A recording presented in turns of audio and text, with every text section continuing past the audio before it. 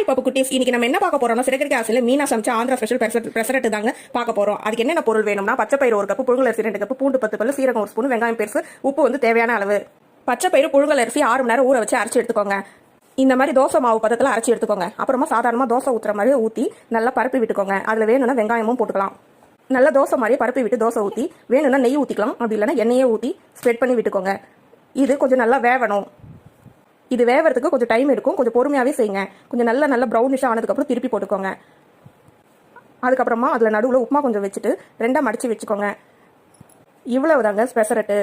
மடித்து வச்ச உடனே சர்வ் பண்ணிடலாம். இப்போ எடுத்து ஒரு தட்டில் வச்சுட்டு அதுக்கு தேவையானது இஞ்சி சட்னி இல்லைனா கார சட்னி கூட அரைச்சி வச்சுக்கலாம். இது ரொம்ப டேஸ்ட்டாகவும் இருக்கும். உங்களுக்கு எதனா டவுட்னா எனக்கு கமெண்ட் செக்ஷனில் கமெண்ட் பண்ணிக்கோங்க.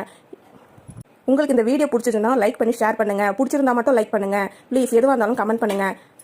இந்த வீடியோ உங்களுக்கு ரொம்ப பிடிச்சிருக்கும்னு நான் நம்புறேன். அதே மாதிரி கமெண்ட் பண்ணுங்கள். அடுத்தது என்ன சமைச்சு போடலான்ட்டு எனக்கு கமெண்ட் செக்ஷனில் கமெண்ட் பண்ணுங்கள்.